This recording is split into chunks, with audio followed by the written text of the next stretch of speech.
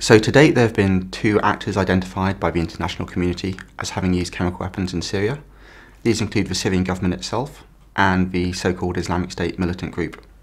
Islamic State have also been accused of using chemical weapons in Iraq, and this has been verified by a number of Western organisations, governments.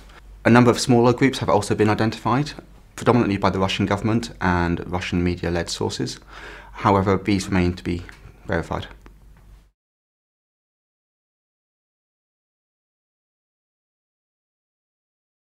Assessing the credibility of individual reports is problematic due to the potential for a number of factors.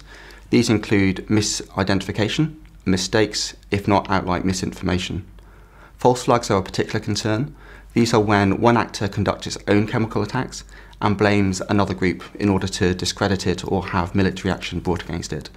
This is a particular concern in the post-2003 environment, after the US and its allies went to war in Iraq based on poor intelligence and poor information.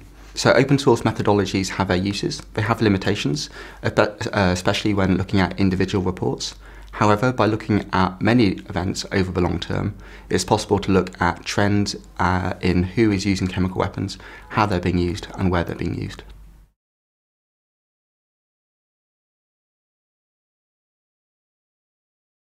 There are a number of reasons to be concerned about chemical weapons attacks in the Middle East. The main one is to do with in the governance of the norm which governs the use of chemical weapons internationally.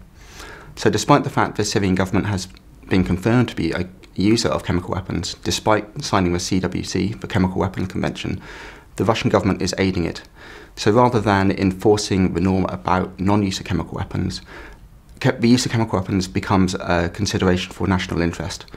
In addition to the continued use of chemical weapons in Syria, one thing we see is that toxic industrial chemicals like chlorine have been used like never before. We can see that the use of chemical weapons, it's not changing the nature of warfare, but the perceived benefits of chemical weapons use are increasing.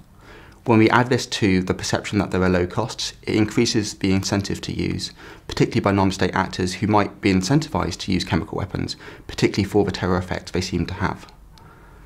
Analysis of the trends show that the US is in fact imposing costs on the users of chemical weapons in Iraq, but the predominant message is one of a failed red line and an indifferent international community. If this perception exists and prevails, then we'll get the sense that there are very few costs attached to the use of chemical weapons.